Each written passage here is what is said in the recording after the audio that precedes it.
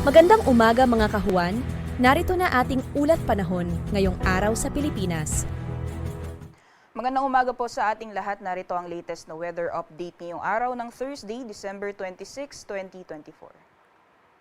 Sa kasalukuyan po ay bahagyang humina yung epekto nitong hanging amihan or northeast monsoon at kaakibat po niyan ay nabawasan din po yung mga pag-ulan dala po nitong shear line. So yung shear line po ay hindi nakakaapekto sa anong bahagi ng ating bansa. Ngunit kung makikita po natin dito sa ating latest na satellite animation, may mga kumpul po tayo ng mga kaulapan na nakakapekto po sa may katimugang bahagi po ng ating bansa. Yan po yung Intertropical Convergence Zone or ITCZ at dulot po na itong ITCZ ay makakaranas po tayo ng maulan na panahon sa malaking bahagi po ng Mindanao, gayon din sa may Palawan. Meanwhile, although hindi nakaka-apekto yung shear line sa anumang bahagi po ng ating bansa sa ngayon, ay magpapatuloy pa rin po yung mga light to moderate na mga pagulan dulot nitong northeast monsoon o hanging amihan dyan po sa may eastern sections ng northern Luzon. At sa nalalabing bahagi naman po ng ating bansa, possible lamang po yung mga isolated na thunderstorms. Ito may mga panandalian o mga biglaan na buhos ng ulan na usually nararanasan sa hapon o sa gabi. Sa ngayon din po ay wala tayong minomonitor na low pressure area o bagyo sa loob at labas ng ating Philippine Area of Responsibility at wala din po tayong inaasahan na LPA o bagyo na posible pong makaapekto sa anumang bahagi ng ating bansa sa mga susunod na araw. Ngunit simula po bukas ay unti-unti po ulit lalakas yung epekto ng hanging amihan at kaakibat po niyan ay unti-unti pong mararamdaman yung epekto ng shear line, lalong-lalo na po sa may silangang bahagi ng Luzon hanggang sa darating po yan na weekend. And for areas naman po ng Mindanao, pati na rin po dito sa Palawan, pati na rin sa ilang bahagi ng Visayas, ay posible pong magdulot ng maulan na panahon itong Intertropical Convergence Zone hanggang sa darating po yan na linggo.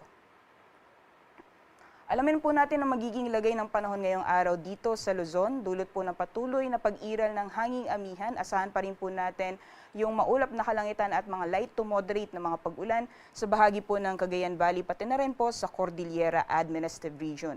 Meanwhile, dito po sa Ilocos Region, possible po yung fair weather, generally fair weather conditions, except na lamang po yung mga panandalian na mga mahina mga pag-ulan o mga pag-ambon. Sa nalalabing bahagi naman po ng Luzon, dyan po sa Central Luzon, Metro Manila, Calabarzon, sa Mimaropa at sa Bicol Region, ay asahan po natin ng improved weather conditions except na lamang po yung mga panandaliang buhos ng ulan dulot po ng mga localized na thunderstorms. Para naman po sa temperature forecast sa mga piling syudad dito po sa Luzon, sa lawag po ang agwat ng temperatura ay maglalaro mula 24 hanggang 31 degrees Celsius. 29 degrees Celsius maximum temperatures naman ngayong araw dito sa Tuguegarao.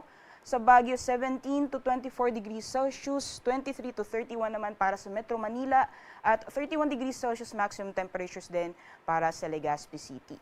Dito naman po sa Tagaytay, agwat ng temperatura ay maglalaro mula 22 hanggang 29 degrees Celsius. So magiging lagay naman po ng panahon sa nalalabing bahagi po ng ating bansa dito po sa Palawan, Visayas at Mindanao. Gaya po ng nakita natin sa ating latest sa satellite animation kanina, dulot po na epekto ng Intertropical Convergence Zone ay asahan po natin yung makulimlim na panahon sa buong Mindanao, pati na rin po sa ilang bahagi or sa bahagi ng Palawan. So possible po yung moderate to heavy na mga pagulan, especially po sa may eastern section ng Mindanao, dyan po sa may Caraga at Davao Region area, maaring maranasan po yung malalakas na buhos ng ulan. So doble ingat po sa ating mga kababayan dahil posible po yung mga pagbaha pati na rin po yung pagguho ng lupa. Samantalang sa magiging lagay ng panahon dito sa Visayas ay makakaranas po tayo ng partly cloudy to cloudy weather conditions at may possibilities din po ng mga isolated thunderstorms o mga panandalian na buhos ng ulan usually nararanasan sa hapon o sa gabi.